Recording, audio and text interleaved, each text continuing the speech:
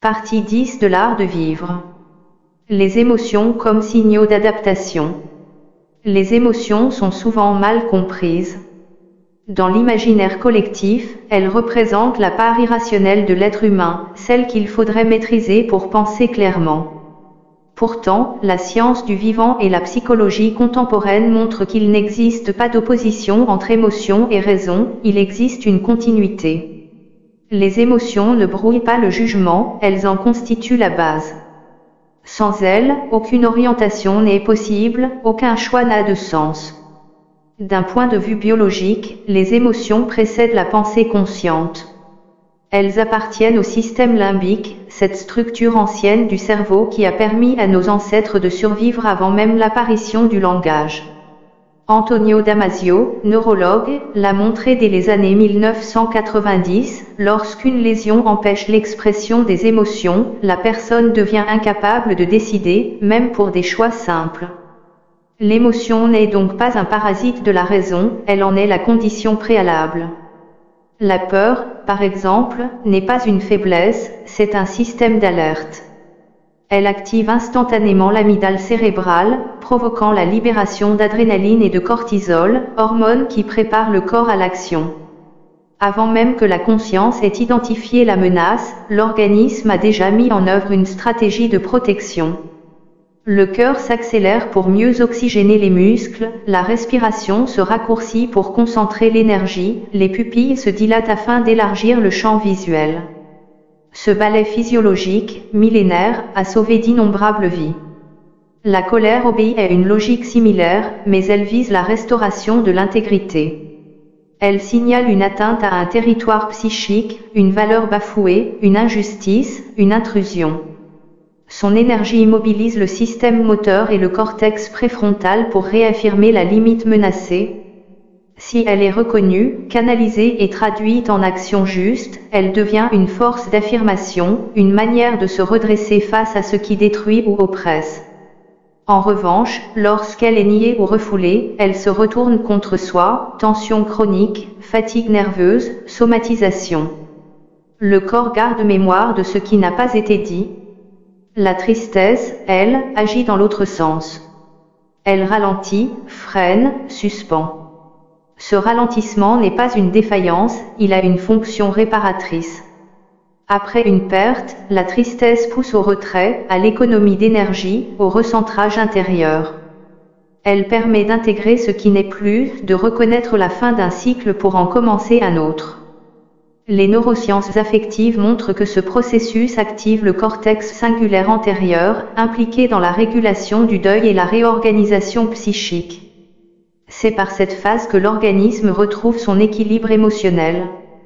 Quant à la joie, elle joue un rôle d'apprentissage. Elle est la récompense interne de ce qui favorise la vie, un lien harmonieux, une réussite, une création. Lorsqu'une expérience provoque de la joie, le cerveau libère de la dopamine, neurotransmetteur du plaisir et de la motivation. Cette substance renforce la mémoire de l'action bénéfique et incite à la reproduire. La joie est donc une boussole, elle indique la direction du sens et de la vitalité. Chaque émotion possède ainsi un message précis. La peur prévient d'un danger, la colère défend une limite, la tristesse accompagne la perte, la joie souligne l'accord avec la vie. Elles constituent ensemble un système d'intelligence biologique. L'erreur moderne consiste à vouloir les hiérarchiser, à juger certaines positives et d'autres négatives. Dans la nature, rien n'est négatif, tout a une fonction. Une émotion n'est nocive que lorsqu'elle est coupée de sa signification, c'est-à-dire lorsqu'elle n'est ni comprise ni intégrée. Ignorer ces émotions revient à débrancher un tableau de bord. Le corps, privé de ce langage interne, cherche d'autres voies pour se faire entendre, tension musculaire, migraine, fatigue inexpliquée. Ces signaux somatiques traduisent ce que la conscience ne veut pas voir. L'esprit croit dominer, mais c'est le corps qui finit par parler. C'est là toute la subtilité de l'intelligence émotionnelle, elle ne demande pas la maîtrise, mais l'écoute. Cette écoute suppose de distinguer deux niveaux, le ressenti immédiat et l'interprétation. Le ressenti est brut, corporel, fugitif, l'interprétation le transforme en récit, parfois erroné. On croit être en colère contre quelqu'un, alors qu'on est blessé ou inquiet. On croit être triste d'une perte, alors qu'on éprouve de la peur face au vide qu'elle crée. Apprendre à différencier ces couches demande du temps, du calme et une curiosité sincère envers soi-même. La plupart des traditions contemplatives, de la philosophie stoïcienne à la pleine conscience moderne, convergent sur ce point, une émotion observée perd déjà de sa puissance. Non pas qu'elle disparaisse, mais elle change de nature. Elle devient information au lieu de réaction. Cette transformation commence par le simple fait de nommer ce qu'on ressent. Les neurosciences confirment ce pouvoir du langage. Lorsque l'on met un mot sur une émotion, colère, peur, tristesse, on active le cortex préfrontal gauche, qui inhibe partiellement l'activité de l'amygdale. Le mot agit comme un régulateur, il introduit une distance, un espace de conscience entre l'expérience brute et la réponse comportementale. Dire je suis en colère diffère profondément de crier tu m'énerves. Dans le premier cas, on décrit, dans le second, on accuse. Le premier ouvre la réflexion, le second ferme le dialogue. Ce passage du ressenti à la conscience marque un seuil essentiel de maturité émotionnelle. Il ne s'agit plus seulement de sentir, mais de comprendre ce que l'on sent, d'en saisir la fonction. La peur invite à la prudence, mais non à la paralysie. La colère à la défense, mais non à la destruction. La tristesse à l'introspection, mais non à l'abandon. La joie à la reconnaissance, mais non à l'excès. Chaque émotion a son équilibre, comme chaque instrument dans un orchestre. Savoir les écouter sans s'y soumettre, c'est trouver la juste tension entre réceptivité et discernement. L'émotion doit être accueillie comme un visiteur, elle entre, transmet son message, puis repart. Si on la retient, elle s'enquiste, si on la chasse, elle revient plus fort. Ce dialogue permanent entre corps et conscience constitue l'art subtil de la régulation émotionnelle. Et c'est dans cet espace intérieur, entre l'instinct et la lucidité, que commence la véritable adaptation. Les émotions façonnent la mémoire bien plus profondément que la simple raison. Un souvenir neutre s'efface vite, tandis qu'une expérience marquée par une émotion s'imprime durablement. C'est une question de biologie avant tout. Lorsqu'un événement provoque une réaction émotionnelle intense, l'amygdale cérébrale agit comme un amplificateur. Elle renforce la consolidation de la mémoire dans l'hippocampe, ce qui explique pourquoi nous nous souvenons plus facilement des situations chargées d'émotions que des faits anodins. Ce mécanisme, utile à l'origine, peut pourtant devenir source de souffrance quand l'émotion reste bloquée. Lorsqu'un choc ou une peur n'a pas été compris ni digéré, la trace mnésique se fige. Elle se réactive à chaque situation qui évoque, même vaguement, la scène d'origine. Le corps réagit alors comme si le danger était encore présent. C'est ce qu'on observe dans les troubles de stress post-traumatique, le cerveau, incapable de distinguer passé et présent, rejoue la même alarme. Il ne s'agit pas d'un défaut moral ou d'une faiblesse psychologique, mais d'un processus biologique détourné de sa fonction première. Le signal, censé protéger, reste allumé en permanence. Le travail thérapeutique, quelle que soit sa forme, psychothérapie, méditation, expression artistique, dialogue conscient, consiste justement à ramener l'émotion dans le présent. À la reconnaître, à l'éclairer, à lui permettre de reprendre son rôle, alerter sans envahir. Une fois comprise, l'émotion retrouve sa fluidité. Elle n'est plus un barrage, mais un courant. L'énergie qui était bloquée se remet à circuler. Le corps se détend, le sommeil s'améliore, la pensée devient plus claire. La régulation émotionnelle n'est donc pas un contrôle, mais une intégration. Elle demande de reconnaître ce qui nous traverse sans chercher à le supprimer. Cette démarche, souvent inconfortable, suppose une forme de lucidité courageuse. C'est le contraire de la positivité forcée. Refuser la tristesse ou la peur, c'est refuser une partie de soi. L'équilibre émotionnel ne se construit pas sur la censure, mais sur l'accueil conscient. Les émotions influencent également la manière dont nous prenons nos décisions. La croyance que la raison seule guide nos choix est une illusion. Les études en neurosciences décisionnelles, notamment celles d'Antonio Damasio et Joseph Ledoux, montrent que les émotions servent de boussole cognitive. Elles résument en un signal affectif l'ensemble de nos expériences passées. Lorsqu'une situation nouvelle se présente, le cerveau compare inconsciemment les émotions associées à des événements similaires pour estimer la valeur du risque ou du bénéfice. Autrement dit, nous décidons d'abord par impression, puis nous justifions notre choix par la logique. Cette hiérarchie n'est pas un défaut, mais une stratégie d'efficacité. L'émotion filtre la complexité du réel, elle oriente l'attention vers ce qui compte. La raison, ensuite, affine et vérifie. Dans la vie quotidienne, sans ce tri émotionnel, nous serions submergés par les informations. Cependant, ce même mécanisme peut nous piéger. Lorsqu'une émotion ancienne domine, elle déforme la perception du présent. Par exemple, une personne ayant connu la trahison peut éprouver de la méfiance même envers des relations saines, car son cerveau associe inconsciemment l'intimité au danger. De même, quelqu'un qui a été souvent humilié peut réagir par colère à la moindre critique, même bienveillante. L'émotion agit alors comme un filtre, elle colore la réalité d'une teinte passée. C'est là que la conscience joue un rôle essentiel. Être conscient de son émotion, c'est suspendre le réflexe. Ce moment de lucidité crée un espace où la raison peut intervenir. L'intelligence émotionnelle, concept popularisé par Daniel Goleman, repose précisément sur cette compétence, reconnaître ce que l'on ressent, comprendre ce que l'autre ressent, et ajuster son comportement en conséquence. Ce n'est pas de la maîtrise au sens de domination, mais de la coordination entre les différentes couches du cerveau, reptilienne, limbique et corticale. Cette coordination se manifeste dans le dialogue constant entre le corps et l'esprit. Une émotion ne naît pas dans la tête, mais dans le corps. Le cerveau interprète ensuite ces signaux viscéraux. La peur resserre la gorge, la colère chauffe la poitrine, la tristesse alourdit les membres, la joie détend la respiration.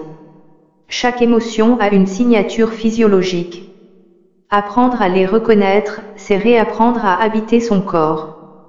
Les pratiques de pleine conscience, la respiration consciente ou certaines approches somatiques, comme la cohérence cardiaque, visent précisément ce retour à la sensation.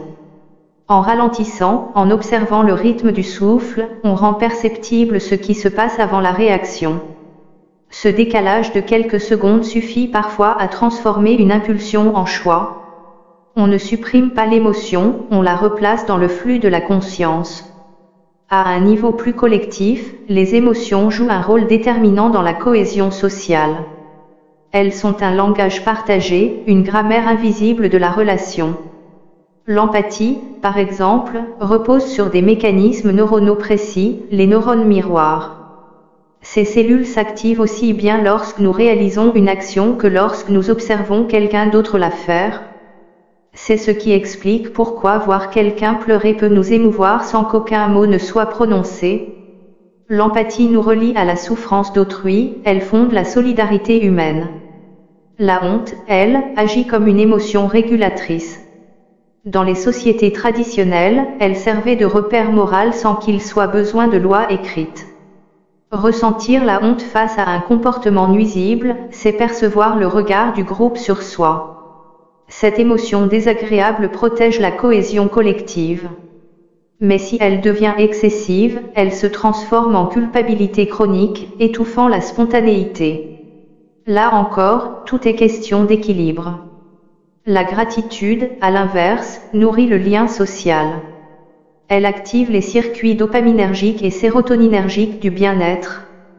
Remercier sincèrement, reconnaître le geste d'autrui, c'est renforcer la confiance et la coopération. Les études en psychologie positive montrent que les personnes pratiquant la gratitude régulière développent une meilleure résilience face au stress et un sentiment plus stable de satisfaction. Ces émotions dites sociales rappellent que notre système émotionnel n'est pas centré sur l'individu isolé, mais sur l'espèce tout entière. Elles ont évolué pour maintenir l'harmonie du groupe, pour favoriser la survie collective. Derrière la complexité apparente de nos états intérieurs, il existe une logique profondément altruiste. L'être humain ne peut pas vivre sans émotion, pas plus qu'il ne peut vivre sans respiration. Mais il peut apprendre à les comprendre, à les laisser circuler librement, comme un flux vital. Lorsqu'elles sont écoutées, les émotions deviennent des repères d'adaptation. Lorsqu'elles sont niées ou idolâtrées, elles deviennent des prisons. Le véritable équilibre consiste à reconnaître leur message sans s'y enfermer. La sagesse émotionnelle ne consiste pas à devenir impassible, mais à comprendre le mouvement intérieur des émotions et à coopérer avec lui. Le mot émotion vient du latin emovere, qui signifie mettre en mouvement. Ce que nous appelons émotion n'est donc pas une perturbation, mais une mise en mouvement de l'être tout entier, une tentative d'ajustement entre le monde intérieur et le monde extérieur. Chaque émotion exprime une tension entre un besoin et une réalité, entre un désir et une situation. Elle nous pousse à agir, à modifier quelque chose dans notre environnement ou dans notre attitude. Le danger n'est pas l'émotion elle-même, mais son incompréhension. Lorsqu'elle est refoulée, elle devient un poison silencieux, lorsqu'elle est surexprimée, elle emporte tout sur son passage. La voie du milieu consiste à reconnaître son existence, à l'accueillir sans s'y identifier. Cela peut sembler abstrait, mais cette attitude a des fondements concrets. Elle repose sur 3 gestes simples, observer, nommer, ajuster. Observer, c'est prêter attention aux signaux du corps sans chercher à les interpréter immédiatement. C'est sentir la chaleur qui monte dans la poitrine, la crispation des mâchoires, le battement du cœur. Ces manifestations sont les premiers mots du langage émotionnel. En les accueillant, on donne à l'émotion la possibilité de s'exprimer sans débordement. Nommer, c'est traduire ce langage corporel en conscience claire, dire je ressens de la peur, je suis triste, je suis irrité. Cette reconnaissance transforme l'énergie brute en information.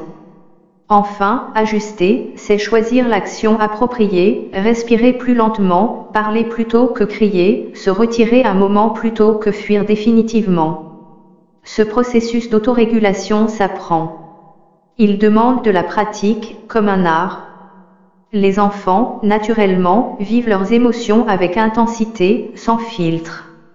Ce n'est qu'en grandissant qu'ils apprennent, par imitation ou répression, à les modeler. Certains les étouffent pour plaire, d'autres les laissent exploser pour exister. L'adulte équilibré n'est pas celui qui ne ressent plus, mais celui qui a trouvé un langage juste entre expression et retenue. Les cultures ont, chacune, façonné des manières spécifiques de vivre les émotions. Dans les sociétés méditerranéennes, la colère ou la joie s'expriment souvent ouvertement, dans d'autres, la retenue et la pudeur dominent. Ces différences ne sont pas morales, elles traduisent des formes d'adaptation sociale. Comprendre cela, c'est déjà élargir sa tolérance, ce qui paraît excessif dans une culture peut être perçu comme sincère dans une autre. L'intelligence émotionnelle implique donc aussi une intelligence culturelle. Les émotions sont contagieuses. Ce phénomène, appelé résonance émotionnelle, repose sur des boucles inconscientes d'imitation. Un visage souriant déclenche dans notre propre cerveau une activité similaire à celle de la personne observée. Ce mécanisme favorise la cohésion, mais peut aussi amplifier la peur ou la colère collective. Les foules en colère, les emballements médiatiques ou les paniques collectives reposent sur cette propagation. De même, une attitude calme et empathique peut apaiser tout un groupe. Prendre conscience de cette contagion, c'est déjà commencer à la réguler. La sagesse émotionnelle consiste donc à devenir un régulateur plutôt qu'un amplificateur. Non pas en se coupant du monde, mais en maintenant un centre stable. C'est une discipline intérieure, une forme d'écologie du psychisme. Elle demande de ne pas confondre réactivité et vitalité. Être vivant ne signifie pas réagir à tout, cela signifie être capable d'agir en accord avec ce que l'on ressent profondément. Dans cette perspective, la raison et l'émotion ne sont plus opposées, mais complémentaires. La raison éclaire, structure, donne la direction. L'émotion alimente, motive, colore la perception du monde. Sans émotion, la raison devient froide et stérile, sans raison, l'émotion devient aveugle et destructrice. L'équilibre humain naît de leur dialogue constant. Ce dialogue se manifeste dans les grands moments de la vie. Lorsqu'on tombe amoureux, la passion semble abolir toute raison, et pourtant c'est l'émotion qui révèle ce que la raison n'avait pas vu, un élan de vie, une intensité oubliée. Lorsqu'on traverse un deuil, la raison sait que la perte est irréversible, mais la tristesse, en nous plongeant dans la lenteur, permet d'en accepter la profondeur. Lorsqu'on fait un choix difficile, la raison calcule, mais c'est souvent l'intuition, cette émotion discrète, qui oriente vers ce qui est juste. Cette complémentarité explique pourquoi les émotions sont indispensables à la lucidité. Être lucide, ce n'est pas être détaché, c'est percevoir sans déformation. Et pour percevoir clairement, il faut que le système émotionnel soit fluide. Un esprit troublé par la peur ou la colère ne voit plus le réel, il ne voit que sa projection. Inversement, un esprit apaisé par la reconnaissance de ses émotions peut accueillir la complexité du monde sans se perdre en elle. Les pratiques de méditation, d'introspection ou d'écriture personnelle ont ce rôle, elles offrent un espace de recul. En posant les émotions sur le papier, en les observant sans les juger, on les libère de la confusion intérieure. Ce processus, étudié dans la psychologie expressive, améliore la clarté mentale et la santé physique. Écrire ce que l'on ressent, c'est donner forme à l'invisible. Peu à peu, cette écoute se transforme en une forme de sagesse vécue. On ne cherche plus à éviter les émotions désagréables, mais à les comprendre. La peur devient prudence, la colère devient courage, la tristesse devient profondeur, la joie devient gratitude. Ce mouvement de transmutation est au cœur de l'art de vivre. Il ne s'agit plus de contrôler la vie intérieure, mais de la laisser respirer en conscience. Dans le silence d'une marche, dans la musique d'un regard, dans la lenteur d'une respiration, les émotions cessent d'être des tempêtes, elles deviennent des vents qui orientent. On ne lutte plus contre elles, on navigue avec elles. Ainsi, la sagesse émotionnelle est un équilibre entre lucidité et sensibilité. Elle demande de savoir sentir sans se laisser emporter, comprendre sans se détacher, aimer sans se perdre. C'est une forme d'intelligence intégrée, biologique et spirituelle à la fois, qui relie le corps, l'esprit et le monde. Et c'est précisément cette lucidité du cœur, cette capacité à voir clair sans se fermer, qui ouvre naturellement vers la partie 11, où nous explorerons la lucidité contre l'illusion, cette faculté d'esprit qui prolonge l'intelligence émotionnelle en compréhension du réel.